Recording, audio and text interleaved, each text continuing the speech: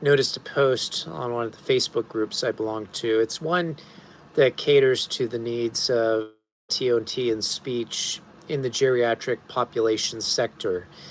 And it was a good question, really good question. It basically, the scenario is this: a patient was bedbound, not in any kind of device to get out of bed, basically stuck in bed like that constantly, ended up with a pulmonary embolism, ended up in the hospital, subsequently in the SNF, and has already exceeded their prior level of function, and in fact is demonstrating the capability of getting even further. So the question is it appropriate to continue the patient at a SNF level of care if the patient is exceeding their prior level of function? So this is my opinion. It is based on my knowledge of Medicare coverage guidelines. However, I will say this with a caveat. This case will be at risk for a denial. But with that said, let's talk about the case. So patient was dependent for all wheelchair mobility, ambulation, transfers to a toilet, was using a bedpan, and could sit up on the edge of bed, prior level of function. So that's it. So you can imagine, like, if you're used to filling out section GG in the MDS, there would have been a lot of scoring, pretty low capability. Now the patient is min assist for sliding board transfers, is able to stay up in the chair a little bit, and is doing some propulsion independently. Didn't say the distance, didn't indicate if it was functional, didn't indicate that at the home level, a wheelchair would be an appropriate device to get around. Would it make the patient able to take themselves to the bathroom on the toilet, actually get in the shower rather than sponge bathe, actually cook for themselves and get into the kitchen? None of that information was known.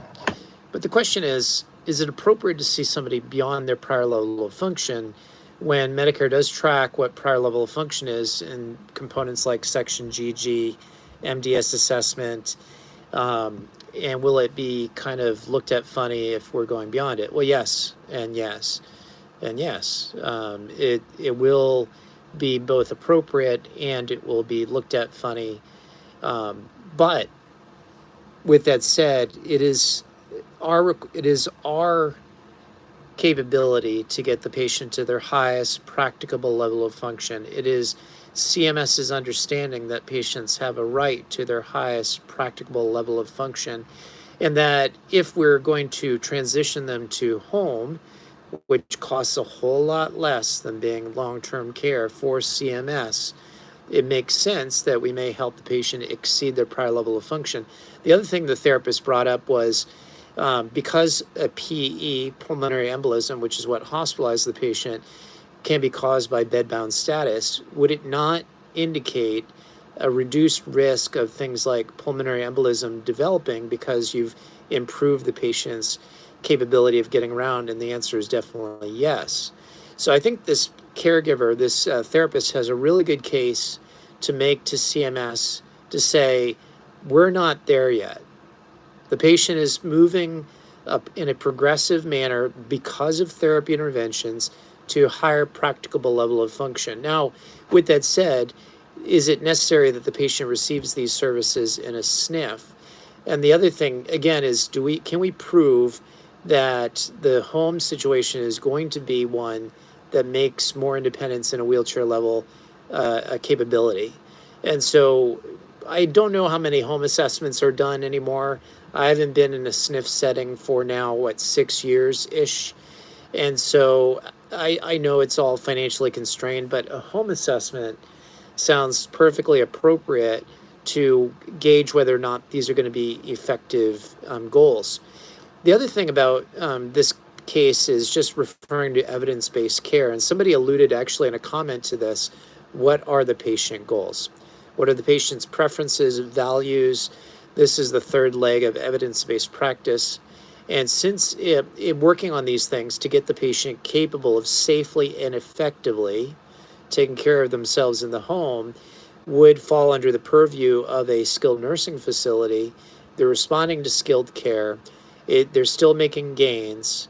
and they're not at that point where they can safely and effectively go back to an independent living situation, why not?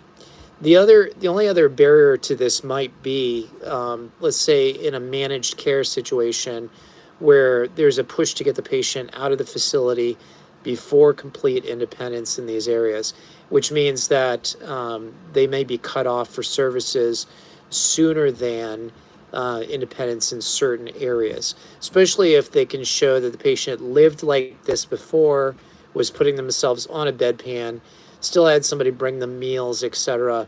The argument might be made that no, they have to go home, get home health, and they can continue to work on their goals home health wise. But that high risk of rehospitalization is definitely looming. And again, the care in a home health situation is meant to be intermittent. There are significant breaks in home health. Home health, it will not be helping the patient get out of bed. If there's no caregivers to provide that care, what's the likelihood of the patient being back in the hospital? All these things sound like pretty high risk discharge just to home with home health. So I think I would make an argument that this is an appropriate situation for maintaining the patient at a SNF level of care.